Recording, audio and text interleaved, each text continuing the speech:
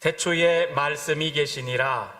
이 말씀이 하나님과 함께 계셨으니 이 말씀은 곧 하나님이시니라. 말씀이 육신이 되어 우리 가운데 거하심에 우리가 그의 영광을 보니 아버지의 독생자의 영광이요 은혜와 진리가 충만하더라. 아멘. 아멘. 기도하겠습니다. 살아계신 하나님의 영이시여, 이 시간 우리들 가운데 임재하여 주시옵소서. 주의 말씀을 전하는 사자의 입술을 주장하셔서 온전히 주님의 말씀만이 전달되게 하옵시고, 듣는 이들의 귀와 마음을 열어주시어서 하나님의 말씀이 심중에 새겨지게 하시고 그 말씀으로 인하여 새로운 삶을 살아갈 수 있도록 결단케 하여 주시옵소서. 예수님 이름으로 기원하옵나이다. 아멘. 태초에 말씀이 계시니라. 요한 사도는 그의 복음서를 이렇게 시작합니다. 다분히 의도적인 기술인 것 같습니다. 모든 저술가들이 첫 문장을 쓰는데 특별히 공을 들인다고 합니다. 요한복음의 첫 문장 역시 그렇게 보입니다. 독자들을 향한 사도 요한의 두 가지 노림수가 있어 보이는데요. 우선 유대인과 같이 구약 성경을 아는 독자에게는 창세기의 첫 문장을 떠올리게 합니다. 태초에 하나님이 천지를 창조하시니라. 태초에라고 하는 문장 속에서 첫 어절만 같은 것이 아니라 이어지는 문장 속에서 말씀이라고 하는 어휘를 거듭해서 생각나게 만듭니다. 태초에 말씀이 계시니라. 이 말씀이 하나님과 함께 계셨으니 이 말씀은 곧 하나님이시니라. 창세기 1장에서도 하나님께서 말씀으로 천지를 창조하신 것처럼 보여줍니다. 이 말씀이라는 단어가 직접적으로 언급돼서 나오진 않지만 하나님이 이르시되 빛이 있으라 하시니 빛이 있었고 하면서 첫째 날의 창조 사역이 이루어집니다. 이 6일까지 이렇게 계속되죠. 그때마다 하나님께서 이르시되, 하나님께서 말씀하시되. 그래서 우리는 창세기 1장의 창조 기사를 읽어가면서 하나님이 세상을 말씀으로 창조하셨어. 그렇게 생각하지요. 여러분, 우리가 창세기 1장을 읽어가면서 창세기 1장 1절 시작하면서부터 2절, 3절 이어져가는 그 과정 속에서 하나님께서 천지를 창조하셨다. 하나님이 나오지요. 또 흑암이 깊음 위에 있는데 하나님의 영은 수면 위에 운행하시니라 그러면서 하나님의 영이 나옵니다. 성령이 나오시죠. 그리고 하나님이 이르시되, 하나님이 말씀하시되 하셨는데 요한 사도는 이 말씀을 빗대어서 태초에 말씀이 계시니라. 그리고 이 말씀이 하나님과 함께 계셨고 그 말씀이 곧 하나님이시니라. 그리고 이어서 설명하기를 그 말씀이 육신이 되어 우리들 가운데 거하시니 하면서 이 말씀이 곧 예수님이신 것을 이야기를 합니다. 그러니까 창세기를 읽어가면서도 그 안에서 하나님도 만나고 하나님의 영도 만나고 말씀으로 기록되는 예수 그리스도의 숨겨진 면도 만날 수 있는 거지요.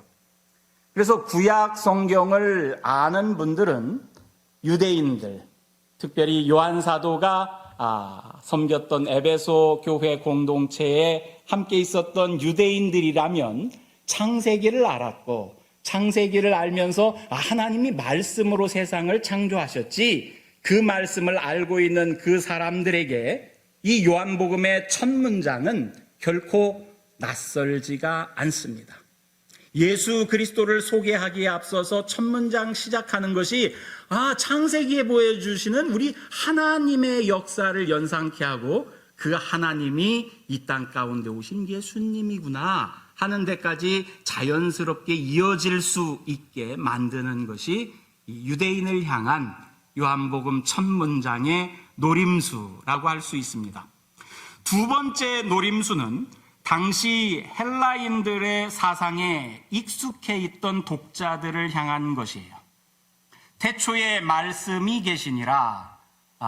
이 말씀, 그러니까 영어로는 여러분 이게 대문자 capital word 이렇게 씁니다. the word. 이 성경에, 신약 성경에 특별히 말씀이라는 말이 많이 나옵니다. 예수님께서 말씀하시되 뭐 그런 말이 많이 나오지만 대문자로 말씀이라고 기록된 것은 그리 많지 않아요. 요한서신 가운데서 요한복음을 포함해서 4차례 대문자로 말씀이라는 것이 언급되어집니다. 그리고 몇 번 다른 곳에서도 이렇게 언급되어집니다만은 그냥 말씀이 아니에요. 이 the capital word라고 하는 것은 특별한 의미를 가지고 있어요. 영어로는 in the beginning was the word 그렇게 말하지만 여러분 이것이 신약 성경이 기록된 이 요한 사도가 활동했던 에베소 교회가 있던 그 소아시아 지역에서 사용했던 그 코인의 헬라어, 당시의 헬라어, 헬라 문화 사상 가운데서 이 말씀이라고 하는 말은 로고스라는 말로 기록되어서 쓰였어요. 로고스가 한국어도 아니지요. 영어도 아닙니다. 헬라어인데 그런데도 여러분 우리는 로고스 그래 들어봤지 하고서는 낯선 언어가 아니지요. 이 로고스라는 말, 우리말로는 말씀이라고 번역되었지만 헬라어 로고스는 그냥 말씀, 말하다, 스피치 그런 것보다 더 깊은 의미를 담고 있습니다. 헬라인들의 문화 속에서는 진리, 이성 그런 것으로 표현되어서 사용되어지는 말이기도 해요. 동양 사상의 표현으로 빗댄다면 길과 진리로 표현되는 도 또는 만물의 시작으로 표현되는 태극 그런 정도의 말과 비견될 수 있는 말이 헬라어의 로고스입니다. 진리인 로고스예요. 이 헬라 사람들은 진리가 있는 저 하늘의 세상 이데아가 있는데 그 이데아를 보여주는 것이 이 로고스예요. 진리예요. 이상, 이성, 이 진리가 이런 것이야 하고서 드러내서 보여줄 수 있는 것. 그 진리인 로고스가 태초에 있었다는 거예요. 그 로고스가 하나님과 함께 있었고 그 로고스가 곧 하나님이고 그 로고스, 그 말씀이 육신이 되어서 이 땅 가운데 오셨는데 그분이 바로 우리가 믿는 예수 그리스도야 하고서 헬라 사람들에게 소개하는 거예요. 여러분 유대인들에게 있어서는 하나님이 사람이 되셨어. 이것이 충격적인 말이에요. 아니 어떻게 우리와는 존재가 다르고 질적으로 다른 유일신 그 하나님이 어떻게 사람이 될 수 있지? 어떻게 그 무한하신 절대자가 유한하고 작고 한정적인 우리 인간이 될 수 있지? 깜짝 놀랄 만한 표현이지만 헬라인들에게는 신이 사람이 됐대. 그럼 이게 낯선 게 아니에요. 여러분 신들이 아이를 낳고 사람으로 오고 반은 신에게서 오고 반은 사람에게서 오고 여러분 그리스 신학 가운데 그런 이야기가 얼마나 많아요. 헤라클레스 같은 사람도 여러분 반쪽은 신에게서 왔어요. 신이 사람이 됐다. 이것은 그리스 사람들에게 놀라운 표현이 아니에요. 그런데 로고스인 진리인 그것을 우리는 유대인들의 표현으로 하면 하나님이라고 말할 수도 있는데 진리가 사람이 되어서 우리 가운데 왔대. 이 표현이 헬라인들에게는 더 놀랍게 여겨질 수 있는 표현인 거예요. 여러분 헬라 사람들에게는 메시아다, 구세주다 이런 말들이 와닿지 않아요. 그게 무슨 말이지? 오히려 퀴리오스라고 하는 주님 이런 표현으로 접근하는 것이 헬라인들에게는 더 가슴에 와닿아요. 그래서 요한복음의 첫 문장은 이 두 가지 노림수를 함께 가지고 태초에 말씀이 계셨다. 이 유대인들에게도 어필이 될 수 있고 헬라 문화권에 있는 사람들에게도 어필이 될 수 있는 그 특별한 고민 가운데서 사도 요한이 기록된 말씀이 아닌가 싶어요. 이어서 요한 사도는 이런 말씀이 육신이 되어서 우리 가운데 거하셨다고 말합니다. 말씀이 육신이 되어 우리 가운데 거하심에 우리가 그의 영광을 보니 아버지의 독생자의 영광이요 은혜와 진리가 충만하더라. 태초부터 계셨고 하나님과 함께 계셨고 곧 하나님이신 그 말씀이 사람으로 우리에게 오셨다는 거예요. 창세기를 알고 있는 유대인들이요, 그분이 바로 예수님이요. 여러분들이 창조주 하나님의 영광을 알지 않습니까? 아브라함을 통해서 우리에게 민족을 이루신 그 하나님, 모세를 통해서 우리 민족을 구원해 주시고 구원의 역사를 일구신 그 하나님의 은혜를 여러분들이 알지 않습니까? 그 하나님의 말씀이신 그 하나님이 우리들 가운데 오셨는데 성육신에서 말이죠. 그분을 보세요. 바로 하나님의 영광이 드러나고 우리에게 보여주셨던 그 하나님의 은혜가 그분에게서 충만하지 않습니까? 하고서 유대인들을 향해서 외치는 거지요. 이 땅에 말씀으로 오신 하나님, 그분이 예수 그리스도입니다 하고 외치는 거예요. 또 세상 모든 만물이 그로 말미암아서 조성되었고 모든 생명의 근원인 로고스 진리가 사람으로 우리들에게 오셨습니다. 진리를 추구하는 헬라인들이요, 그분이 바로 예수님이요. 허다하게 많은 그리스 신화 속에 신의 아들이 아니라 진리인 로고스가 우리 가운데 사람이 되어서 오셨음을 여러분 압니까? 진리가 충만한 그분, 바로 우리가 믿는 예수 그리스도요 하면서 여러분 말씀이 육신이 되어 오신 예수 그리스도의 이야기를 요한 사도는 전달하고 있습니다. 요한 사도의 삶의 자리는 헤브라이즘과 헬레니즘이 접속된 두 가지가 접목된 소아시아의 에베소였습니다.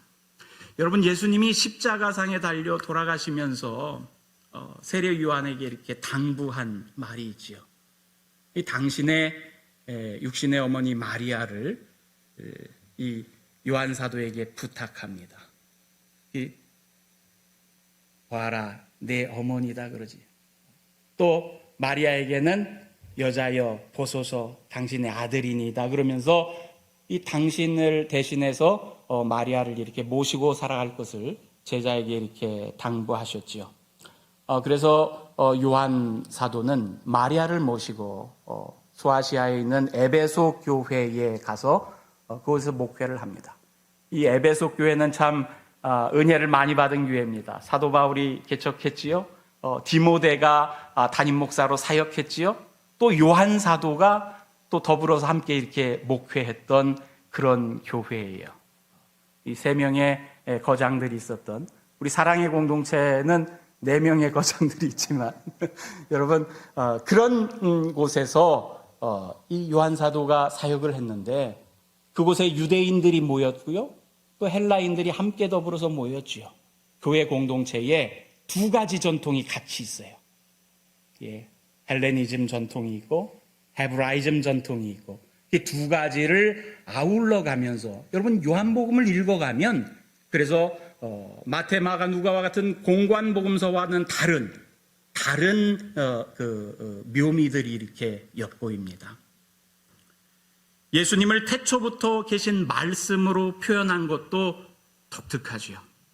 로고스의 성육신으로 그의 복음서를 쓰기 시작합니다.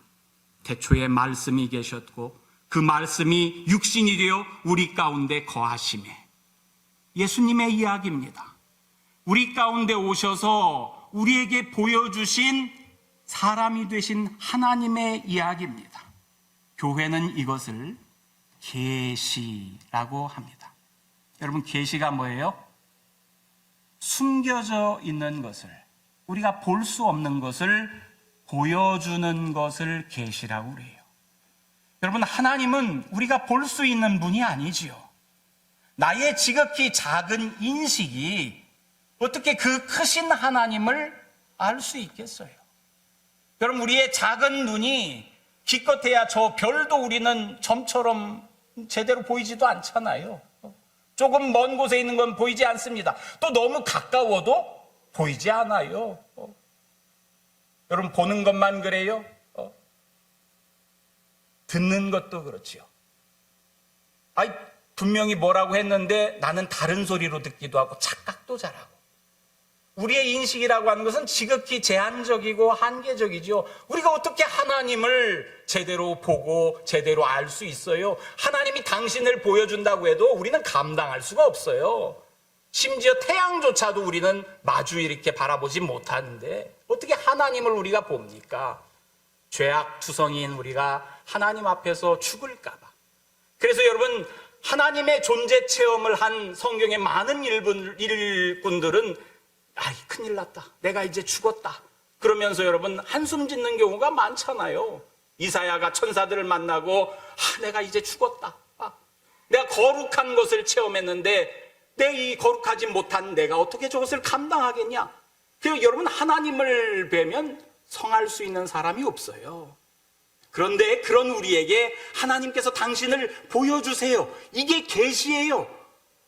볼 수 없는 그분인데 우리에게 보여주셔요. 어떻게 보여주셔요? 사람이 되어서 우리들에게 오셔서 감추어져 있던 하나님 당신을 우리에게 보여주셨어요. 이게 계시요. 유한자인 우리가 무한자요 절대자인 하나님을 볼 수 있게 되었습니다. 하나님께서 당신을 드러내 보여주신 사건, 그게 성육신 사건이지요. 말씀이신 하나님이 육신이 되어 우리 가운데 오신 사건입니다. 여러분, 이것을 요한 사도는 요한복음뿐만 아니라 요한 서신에서도 이렇게 기록합니다. 요한일서 1장 1절에 보면 태초부터 있는 생명의 말씀에 관하여는 우리가 들은 바요, 눈으로 본 바요, 자세히 보고 우리의 손으로 만진 바라.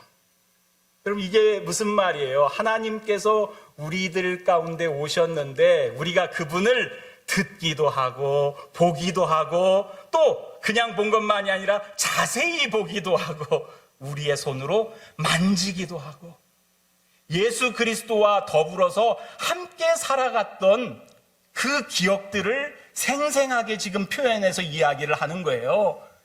태초부터 계셨던 생명의 말씀, 그 말씀이 육신이 되어 우리 가운데 오셨는데 그분이 바로 하나님이신데 우리는 그분을 직접 듣고 직접 눈으로 보고 자세히 보고 그리고 그분을 만지기도 했어. 여러분, 이런 구절을 성경에서 읽으면 저는 참 부러운 생각이 듭니다. 야, 나도 저 자리에 있었으면. 그런 생각이 들어요.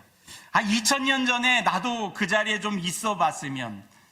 그래서 예수님께서 귀한 말씀하시는 그 자리에서 나도 좀 그것을 들을 수 있었으면. 예수님께서 귀신을 쫓아내고 예수님께서 막 병자들을 고쳐주시는 그 장면을 나도 볼 수 있었으면 얼마나 좋았을까. 그런 부러움 섞인 생각들이 이렇게 들어요. 그런데 과연 성경시대에 제가 그 자리에 있었다면 예수님 편에 서서 그것을 봤을까? 이런 생각이 들면서 정신이 퍼뜩 나더라고요. 여러분, 성경을 보면 대부분의 사람들은 예수님의 적대자 편에 서 있잖아요. 예수님을 향해서 돌을 던져요. 그분을 따랐던 많은 사람들도 그분을 등지고 다 떠나가요. 심지어는 제자들도 그분을 버리고 모른다고 그러고 도망가고 떠나가잖아요. 여러분들도 한번 생각해 보세요. 여러분들이 예수님 시대에 있었더라면 여러분들이 바리사이파 사람들, 제사장 편, 많은 군중들의 편, 그 편에 서기가 쉬웠을 것 같습니까? 아니면 끝까지 나는 예수님 편에 서서 그분과 함께 있었을 거야, 이렇게 여기기가 쉬웠을까요? 그런 생각을 해보니까 오히려 그 시대에서 예수님을 한 번 놓치면 끝이잖아요. 근데 오히려 오늘 이 시대에 그분에 대해서 기록한 말씀을 봐가면서 어제 내가 놓쳤는데 오늘 내가 다시 잡아야지, 이럴 수도 있는 거고요. 그러면서 오히려 야, 그래. 그 시대에 태어나지 않고 지금 이 시대에 태어나서 기록된 말씀을 보면서 예수님을 알아가는 것이 나에게 오히려 다행이다. 그런 생각도 이렇게 들더라고요.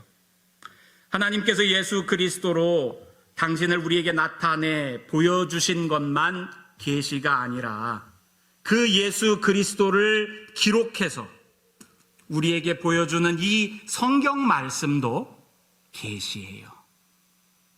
요한 사도는 예수님에 대하여 태초부터 있는 생명의 말씀에 대하여 생동감 넘치게 기록해서 우리에게 전해주고 있습니다. 우리가 들은 바요, 눈으로 본 바요, 자세히 보고 우리 손으로 만진 바라 하면서 우리에게 그분을 증거합니다. 이렇게 생생하게 듣고 보고 만진 바를 기록해서 남겨진 것이 이 성경입니다. 이 성경을 통해서 우리는 예수님을 만나고 하나님을 만날 수 있습니다. 성경을 통해서 하나님께서 하신 일을 알 수 있고 하나님께서 하시겠다고 하신 일도 믿을 수 있습니다. 성경을 통해서 하나님께서 하신 말씀을 지금 여기에서 다시 듣기도 하고 그 뜻을 내 가슴 속에서 되새겨보기도 합니다. 여러분, 태초에 말씀이 계시니라 그랬지요. 이것이 말씀이 육신이 되어 우리 가운데 거하심에, 그래서 말씀이신 하나님이 예수님으로 이 땅 가운데 오셨어요. 그리고 이 예수님이 계시라고 그랬죠. 근데 이 예수님은 2000년 전에 갈릴리에서 활동하신 거기에 살았던 몇몇의 사람들만 만났지만 이 예수님을 사도 요한처럼 그분에 대해서 듣고 보고 만지면서 생생하게 기록해서 우리에게 그 기록해서 남겨주신 그분에 관한 말씀, 이 사도 요한은 이것을 내가 기록한 것은 너희로 예수께서 하나님 아들이신 것을 믿게 하려 함이요 또 너희로 믿고 그 이름을 힘입어서 생명을 얻게 하려 함이라. 이것을 보고서 예수님을 믿고 생명을 얻게 하려고 내가 이것을 기록했다 하고서는 요한복음 말미에 그가 적어요. 한번 보세요. 말씀이신 하나님이 계셨는데 사람이 되어서 오셨어요. 그 사람이 되어 오신 그분을 글로 기록해서 새롭게 이렇게 남겨주었어요. 우리는 그 글을 통해서 예수님을 만나고 그 글을 통해서 말씀이신 하나님을 만나는 거예요. 여러분, 신앙생활은 내게 주신 창조주 하나님과 함께 살아가는 것이 신앙생활입니다. 나를 구원하고 영생을 살도록 십자가를 짊어지시고 구원의 부활의 본이 되신 예수님과 함께 살아가는 것이 신앙생활이에요. 근데 하나님과 함께 한다, 예수님과 함께 한다, 이게 얼마나 추상적이에요. 여러분, 하나님과 함께 해, 하나님이 도우실 거야, 추상적이잖아요. 세상에서 제일 쉬운 일이 하나님을 사랑하는 거예요. 하나님 사랑해. 여러분, 하나님 사랑하지 못할 사람이 어디 있어요? 그것처럼 추상적인 말이 어디 있습니까? 검증 불가능한 말이에요. 내가 하나님을 사랑하는지 사랑하지 않는지 여러분들이 압니까? 내가 하나님을 사랑해, 그러면 그런 줄 알지. 하나님이 추상적인 단어처럼 보여. 예수님도 마찬가지지요. 우리가 동행하면서 같이 살고 만나고 확인할 수 있는 분이 아니에요. 근데 이 추상적인 표현이 구체적인 우리의 삶의 자리에 와서 확인될 수 있는 것이 바로 기록된 말씀입니다. 추상적인 표현이 이 속에서는 구체적으로 드러납니다. 여러분, 하나님과 함께 산다, 예수님과 함께 산다고 하는 것은요, 기록된 이 말씀과 함께 사는 거예요. 내가 말씀을 읽고 그 말씀이 나를 다시 읽고. 그러면 내가 성경만 읽습니까? 성경을 읽어갈 때 성경이 나를 읽잖아요. 너 그래서는 안 돼. 너 용서를 구해야 돼. 너 용서해야 돼. 너 참아야 돼. 여러분, 성경이 나를 읽잖아요. 내가 성경만 읽는 것이 아니라 성경 기록된 이 말씀과 함께 살아가는 것이야말로 여러분, 우리는 하나님과 함께 살아간다고 하는 것의 구체적인 표현일 수 있어요. 기록된 이 말씀과 가까이 하고 즐기기에 얼마나 좋은 시대입니까? 여러분, 기록된 말씀이 손이 닿는 곳곳에 다 있어요. 여러분들 가지고 계신 손 안에 있는 휴대전화 속의 앱에도 성경 프로그램이 얼마나 많은지 몰라요. 오디오 성경도 있어요. 읽기 어려운 사람은 들을 수도 있어요. 또 여러분 좋아하는 유튜브, 그 가운데 여러분 성경 읽어주는 것들이 얼마나 많은지 몰라요. 내가 이번 주에는 고린도 후서를, 우리 새누리 주님의 교회 이번 주는 고린도 후서 읽는데 고린도 후서를 읽어봐야겠다. 내 눈이 침침해, 들어야 되겠다. 여러분 유튜브에서 고린도 후서 이렇게 한번 해봐요. 그럼 읽어주는 사람들이 얼마나 많은지 몰라. 내가 좋아하는 목소리로 골라가면서 성우들 따라서 이렇게 여러분 들을 수 있어요.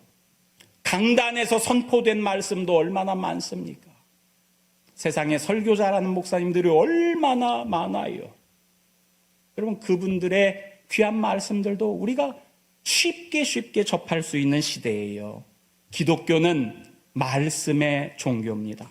여러분, 무속신앙처럼 무슨 굿을 하고 신내림을 바라고 액땜을 위해서 무슨 부적을 지니고 다니는 그런 종교가 아니에요. 내가 득도하기 위해서 그 경지에 이르기 위해서 고행을 해야 하는 그런 종교도 아니에요. 말씀을 통해서, 기록된 말씀을 통해서 하나님을 만나고 이 기록된 말씀을 통해서 하나님께서 보여주신 길을 쫓아서 살아가는 종교가 기독교입니다. 출애굽한 이스라엘 백성에게 하나님께서 제일 먼저 주신 것이 말씀이에요. 주시겠다고 약속하셨던 그 가나안 땅에 가기 이전에 말씀을 먼저 주십니다. 하나님의 백성으로 살아갈 방법을 알려주시는 것이요. 기독교의 하나님은 말씀하시는 하나님이시요, 기독교 신앙은 그 신앙에 응답하는 신앙입니다.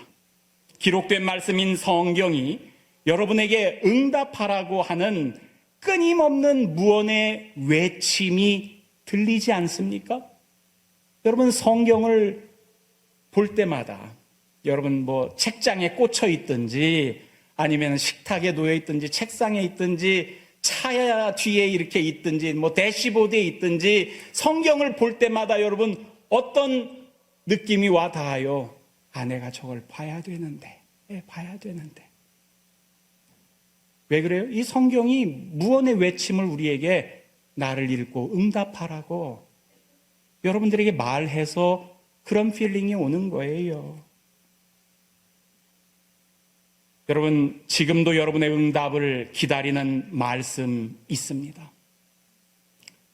응답하라. 드라마 제목만이 아니라 여러분, 이 성경이 여러분들에게 응답하라 하고서는 외쳐요. 그 외침에 응답할 수 있기를 바랍니다. 여러분, 말씀이 육신으로 오신 지가 2000년이 지났어도 우리가 그분을 기록된 말씀으로 만날 수 있었던 것은 사실 그리 오래되지 않았습니다. 우리 오찬석 목사님 종교개혁지 순리하고 오셨는데, 여러분, 종교개혁의 가장 큰 성과가 성경의 해방입니다. 종교개혁이 이루어지기 전까지는 성경이 묶여져 있었어요. 어디에 묶여져 있었어요? 여러분, 라틴어라고 하는 고어, 쓰지도 않는 말이에요. 옛날 로마 시대 때 사용되었던 그 말, 더 이상 사용하지도 않는 그 말로만 성경이 기록되어지게끔 만들어서 다른 언어로는 일체 번역되는 것을 막아놓고 성경을 꽁꽁 라틴어로 묶어놨어요. 그리고서는 기껏해야 라틴어를 연구하는 수사들 정도. 여러분, 그들이 성경을 독점해서 읽어갔어요. 죽어버린 언어의 기록일 뿐이었죠, 성경이. 근데 종교개혁이 이루어지면서 사람들이 사용하는 독일어로, 사람들이 사용하는 영어로 이 성경이 번역되기 시작합니다. 불과 500년밖에 안 돼요. 성경을 사람들이 이게 기록된 말씀이구나 하면서 읽어가면서 예수를 만나고 하나님을 만나고 이 성경을 통해서 그것이 500년밖에 안 된다고요. 예수님이 오신 지 2000년인데 그렇다고 500년 전부터 사람들이 자유롭게 기록된 말씀을 읽었을 수 있었을 것 같아요? 천만에. 글자를 알아야 읽지. 독일어를, 영어를 일반인들이 배울 기회가 있었어요? 없었어요. 여러분, 한국 사람들 요즘에 거의 3% 정도가 아직도 한국 인구 가운데 한글을 이렇게 못 읽는 분들이 계시대요. 전 깜짝 놀랐어요. 근데 딱 100년 전 지금부터 1922년에는 1%만 글을 읽을 수 있었대요. 2천만 인구 가운데 딱 1%인 20만 명만 교육의 혜택을 누렸고 99%는 문맹으로 있었어요. 기록된 말씀이 우리에게 전해졌어도 읽을 수가 없어요. 그런데 지금은 어떻습니까? 접할 수 있는 성경 차고 넘치죠. 여러분들의 독해 능력도 차고 넘칩니다. 기록된 글자만 읽는 게 아니라 글자 사이에 행간의 의미도 여러분들이 다 읽어갑니다. 그리고 성경을 읽고 이해하는 데 도와주는 얼마나 많은 자료들이 또 있습니까? 여러분, 널리고 널렸어요. 얼마나 좋은 시대를 삽니까? 그저 성경에 응답하라는 무언의 외침에 내가 아멘 하고 응하기만 하면 돼요. 여러분, 신앙생활을 한다는 것은 말씀과 더불어 사는 삶이에요. 기억하세요. 말씀과 더불어 사는 삶, 말씀과 함께 사는 삶. 여러분, 시편 기자는 1편에 시편 1편에 복 있는 사람을 뭐라고 표현했어요? 복 있는 사람은 악인들의 꾀를 따르지 않고 죄인들의 길에 서지 않고 오만한 자들의 자리에 앉지 아니하고 그 다음에 오직 여호와의 율법을 즐거워하여 그의 율법을 주야로 묵상하는도다. 여러분, 복 있는 사람은요, 기록된 하나님의 말씀을 즐거워하는 사람이에요.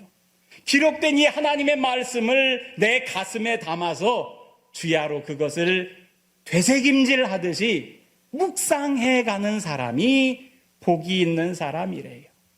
우리 사랑의 공동체 모든 성도 여러분들이 이 말씀처럼 복 있는 사람 되기를 바랍니다.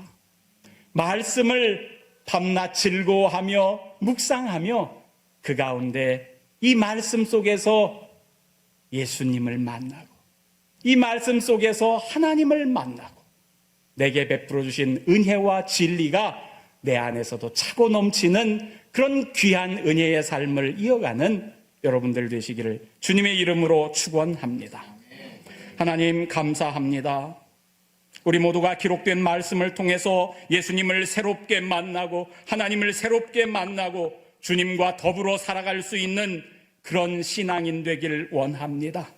하나님, 우리에게 성경에 응답할 수 있는 마음을 주시고 주신 말씀을 사모하는 열정을 주시어서 이 말씀과 더불어 살아가는 귀한 마을, 그 귀한 시간 충분히 누려가는 저희들 되게 하여 주옵소서.